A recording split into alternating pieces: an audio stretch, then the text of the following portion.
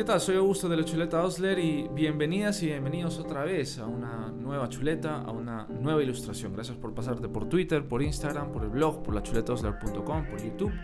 En esta oportunidad vamos a hablar acerca de la enfermedad de Lyme, de la borreliosis, una enfermedad transmitida por un vector, por una garrapata, causada por una bacteria en forma de tirabuzón, una espiroqueta, ¿no? Como el Treponema pallidum, que se llama Borrelia burgdorferi. Si estás en YouTube, te recuerdo, dale a suscribir y dale a la campanita para que te lleguen las alertas cada vez que pongamos un video nuevo y así no te pierdas ninguna de las chuletas que subimos.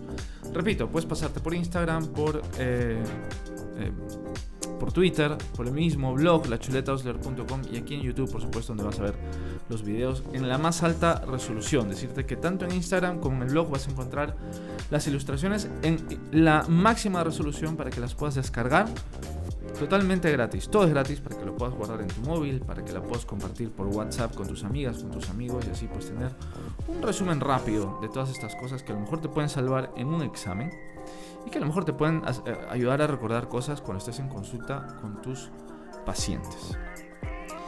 La borreliosis. La verdad es que, si bien es cierto, esto es visto en Latinoamérica, esta enfermedad es más de todo lo que está por encima del trópico del cáncer, ¿no? O sea, en realidad la borreliosis es una enfermedad que es la enfermedad transmitida por vectores más común, pero del hemisferio norte, y esto es por encima del trópico. O sea, para que ustedes se den una idea, estamos hablando de la zona, del sector comprendido entre todo lo que está por encima del trópico del cáncer y por debajo del Ártico, ¿no? Entonces, justamente la parte que da a Estados Unidos, un poco de Canadá y luego a Europa.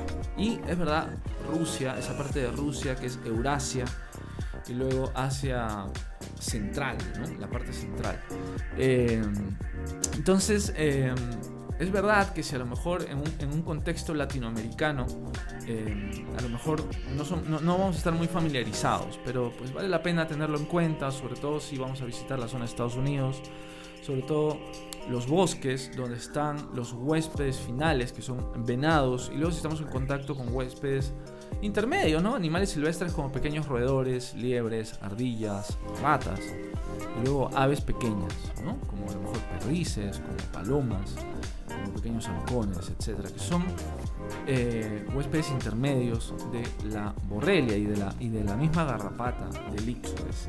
Entonces, lo primero, hablar de la espiroqueta, ¿no? La Borrelia burgdorferi, que causa enfermedad. Solamente existe de la borrelia, existe como 20 genotipos distintos de la borrelia, y es verdad que apenas es decir, la principal está en Estados Unidos, la que le llaman la Borrelia burgdorferi como tal, pero luego es que en Europa tenemos unas variantes, unos genotipos variantes, como la Borrelia abscelii, la Borrelia garinii, que son de menos generar artritis. Ya veremos cuál es la clínica más característica, y son más de generar enfermedades cutáneas como la dermatitis atrófica, que es lo que vamos a hablar luego. Pero luego es que esta espiroqueta es llevada, decimos, en el hemisferio norte, distinto a los trópicos, ¿no? Donde a lo mejor las enfermedades por vectores más comunes son aquellas transmitidas por mosquitos.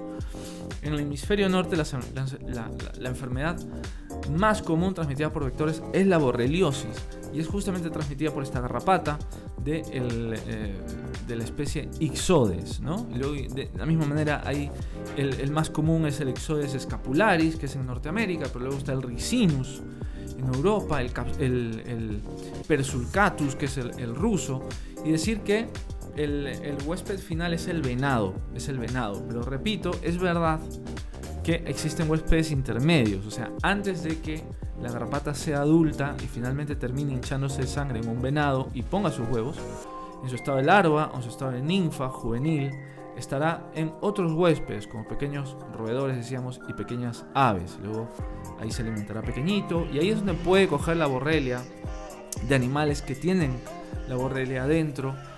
Pero lo que es verdad es que apenas, y ojo con lo que voy a decir, apenas es un 15% de los Ixodes llevan borrelia, y de las personas que son mordidas, apenas un 3% van a tener borreliosis. O sea, gente que encuentra que ha sido picada por una garrapata y que la ha tenido a lo mejor más de 3 días porque está hinchadita de sangre, pues apenas es 3% de estas personas que son mordidas por Ixodes que van a tener borreliosis. No confundir No confundir con la garrapata común del perro, por ejemplo.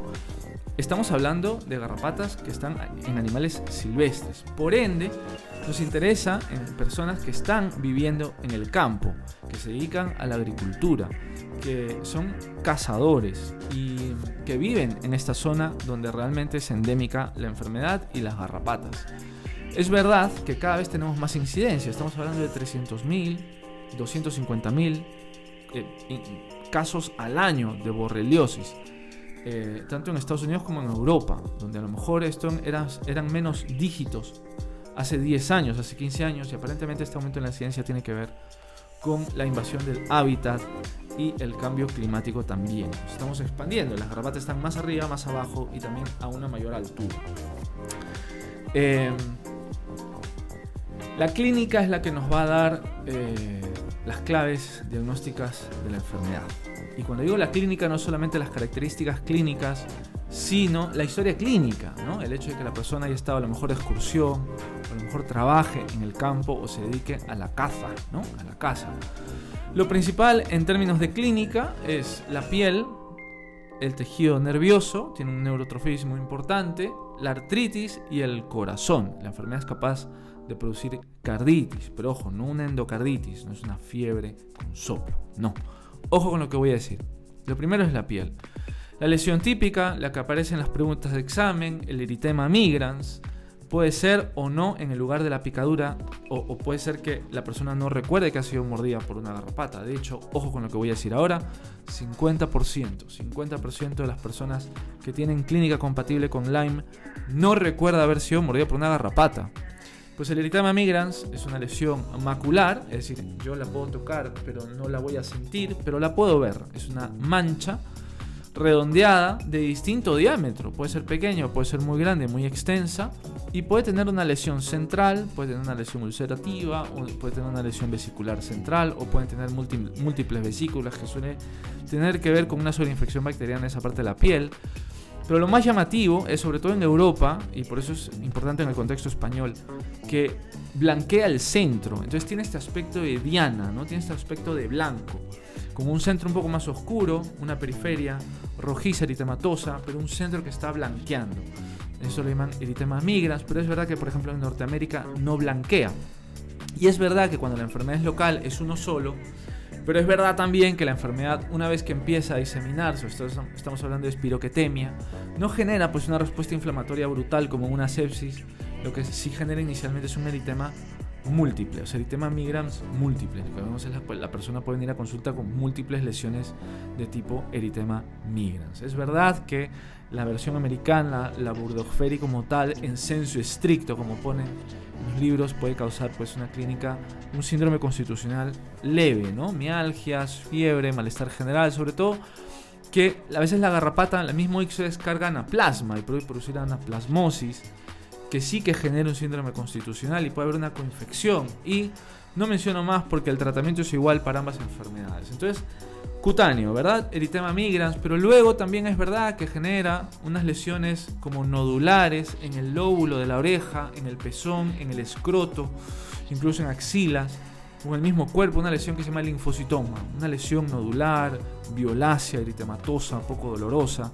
Sobre todo en niños vemos el linfocitoma en el lóbulo de la oreja, en personas mayores a lo mejor, en adultos vemos en el pezón y es uno de ellos, ¿no? Como decía nuestra compañera Reyes en el Centro de Salud hoy día, hablan de lesiones asimétricas, ¿no?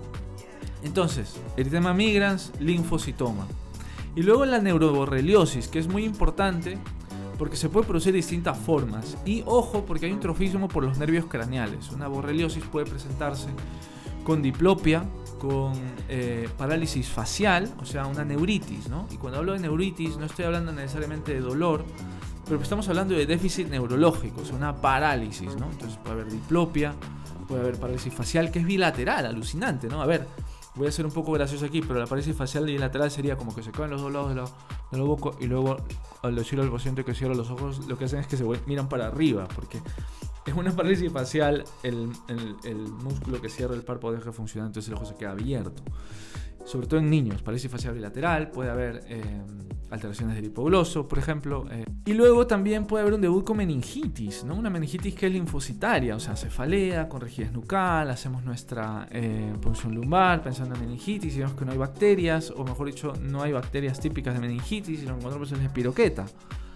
Y linfocitos, un predominio de linfocitos, no un predominio de neutrófilos. Pero luego también está neuritis en otros lugares que no sean pares craneales, ¿no? Entonces puede haber una neuritis en una extremidad superior, en una extremidad inferior. Y luego es que siguen los dermatomas, ¿no? Entonces pueden haber alteraciones sensitivas, déficit neurológico, o puede haber dolor, que a lo mejor puede hacer confundirnos con una lesión compresiva radicular, ¿no? Porque hablamos también de radiculitis o radiculoneuritis secundaria a infección por Borrelia, y en ese caso sigue el dermatoma. Como vemos, son lesiones que pueden hacernos confundir con otras cosas, ¿no? Con picaduras por ácaros, con picaduras por dípteros. Pero luego está de nuevo la historia clínica, ¿no? Aparte del aspecto típico del eritema, es que el paciente comente, o sea, ¿qué hace usted normalmente en el día? ¿No? Si nos dice que ha sido excursión en el campo, si nos dice que ha estado cazando, si nos dice que ha estado en contacto con animales, que pueden ser huéspedes intermedios, ha estado expuesto a ácaros, a garrapatas, que nos diga que ha sido mordido por una garrapata. Recuerden que, no lo digo de entrada porque pues 50% de las personas que tienen clínica, repito, no recuerdan haber sido mordidos por garrapatas. Y luego está la carditis. Pero repito, no es una endocarditis, no estamos hablando de soplo, de vegetación, estamos hablando de alteraciones de la conducción.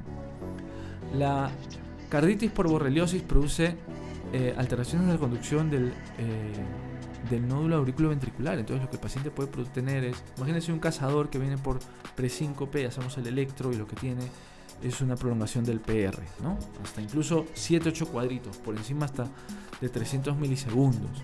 Y pues a lo mejor viene con síncope, con presíncope, con mareo, con disnea, con una verdadera insuficiencia ventricular, ¿no? Y puede traer pericarditis también, ¿no? Entonces, alteraciones de la conducción. Y luego está los síntomas articulares.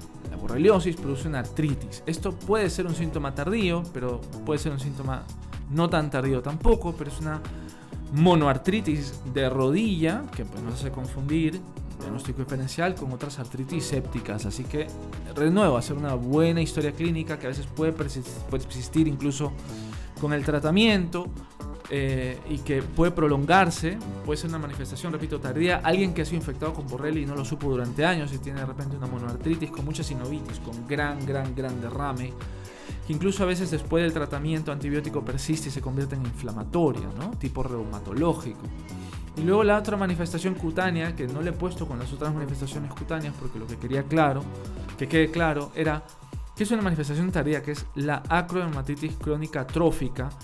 Acro, ¿no? Distal de una extremidad, se puede presentar en una mano, en un pie, y pues tiene este aspecto atrófico, ¿no? La piel adelgazada, con los vasos muy visibles, muy marcada la vasculatura, una piel muy friable y de color violáceo oscuro, ¿no? Similar a lo que pasa en una atrofia cutánea cuando alguien se pone corticoides por mucho tiempo, una acrodermatitis crónica atrófica, que repito, es una manifestación tardía, ¿no? Es una manifestación tardía. Puede confundirse con distintas atrofias cutáneas por otras causas. Lo que quede claro es que lesiones cutáneas, la neuroborreliosis, la carditis con alteraciones de la conducción, la artritis, que luego se puede prolongar incluso después del tratamiento, y la acrodermatitis crónica atrófica, que son manifestaciones tardías de estas dos últimas. Tratamiento de doxiciclina oral, 10-14 días, y mientras más complejo sea y más complicado y más diseminado y más tardío el tratamiento es mayor. Para que tengan una idea, el tratamiento del eritema migrans, sea único o múltiple, serán 10-14 días. El tratamiento de la neuroborreliosis suele ser intravenoso y hablamos de tratamientos de hasta 28 días. La carditis se puede tratar con medicación oral si la alteración de la conducción no es grave. Se prefiere igual doxiciclina, pero tenemos las alternativas de la amoxicilina, de la cefuroxima, betalactámicos generalmente. Las artritis, 28-30 días de medicación intravenosa. Se puede pasar también a medicación oral, y la acrodermatitis también 28-30 días de tratamiento. Para que tengan una idea que mientras más complejo, pues más largo es el tratamiento. Vamos a dejarlo ahí. Muchísimas gracias por estar con nosotras y nosotros otra vez. Suscríbete, dale a la campanita para que te lleguen las alertas y no te pierdas ninguna de nuestras actualizaciones aquí en La Chuleta de Osuna.